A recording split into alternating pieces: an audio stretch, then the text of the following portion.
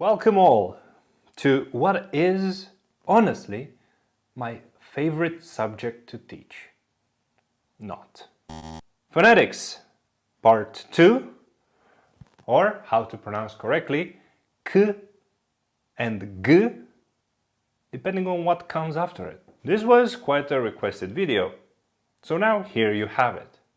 Also, I'm not gonna go through all my intro shenanigans. Well, apart from the one where I recommend you to go to the community tab on the channels page and vote every week in order to get better content. As well as telling you that live lessons, Q&A sessions and more are coming soon through Patreon. There are now weekly questions on Discord to test your knowledge from every video, so why not subscribe if you haven't already? So, the Romanian C and G and their very misunderstood nature. As you might know, or learn now, those two are letters that really vary among the Indo-European languages family.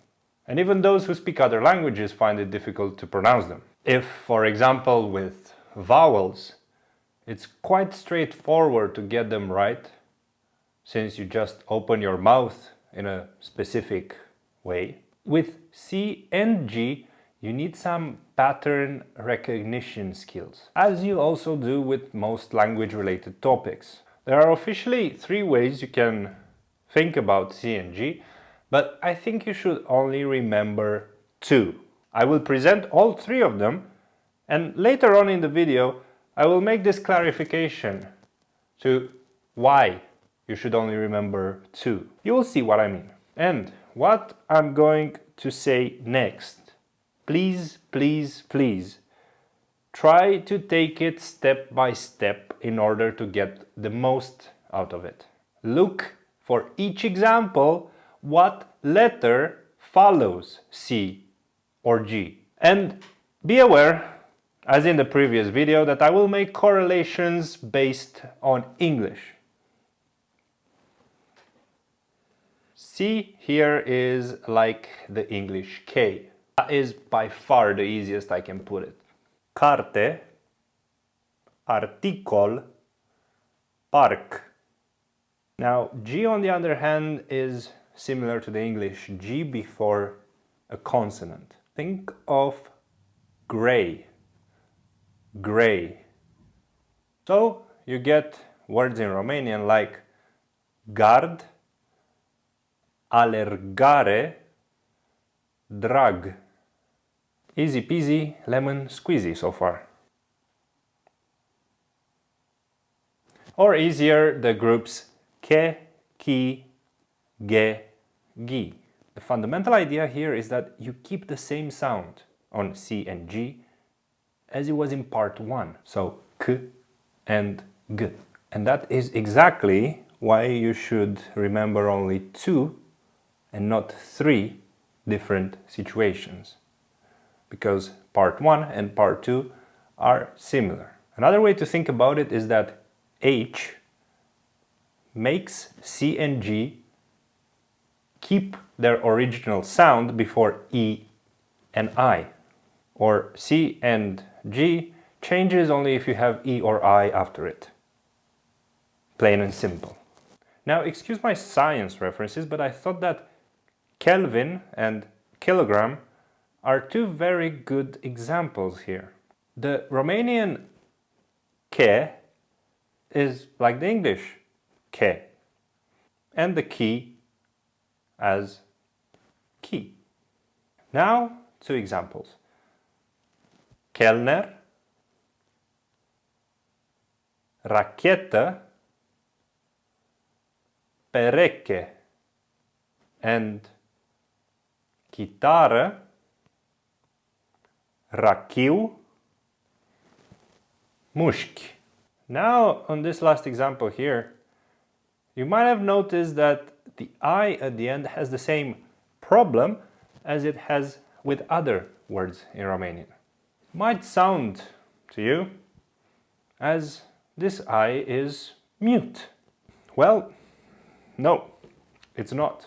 And you will get a bonus part right at the end of this video to help you exactly with that. Moving to ge and gi, imagine this analogy. You need to get the gear. Why? You might ask. Well, because that sentence has the same sounds from Romanian, but in English words. So, get uses ge, and gear uses gi. Boom! Examples here: gepard, înghețată, and veche. Moving to gi, ghiozdan, înghit, unghi. Yes, the same story with the I know. We will cover that at the end. Or the groups ce, ci, ge, gi. First and foremost, it's not se nor si. Ever. For that we have the letter S. Not C as well. Just S. Now to how you pronounce them. CE is che, like in chestnut. And here, be careful, mega careful, because chestnut in English is written with CHE. Most, if not all, the English CHE is pronounced like the Romanian che. You can find words like ceas, cercel, or șoarece. Moving to chi, we get pretty much the same story actually, and we get the same sounds as the English CHI, like in chili, chili. Examples here are cireașă, picior, and arici. Now, moving to the last two, ge and gi, those two are even more close to the English pronunciation, even closer than the previous two. GE is the same as the English GE in the word generous, and GI is the same as the English GI in the word giraffe. Two perfect examples that translate pretty much the same in Romanian. Generos, girafă. And other examples can be fulger, regie, merge, fugi.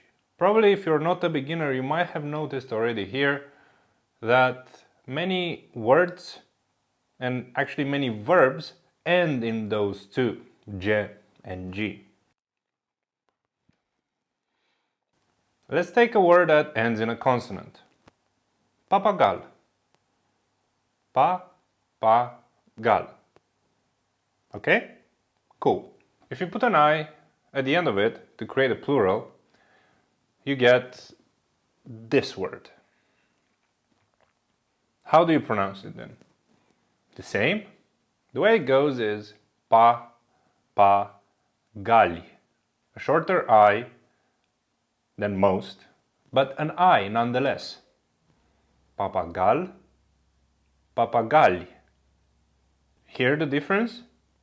If you don't, replay this until you get it. If you have words endings such as chi, ji, she, or tsi, you'll notice that it's a bit easier, or the I is longer, just because you might come across this in English, or it's just like a more familiar sound.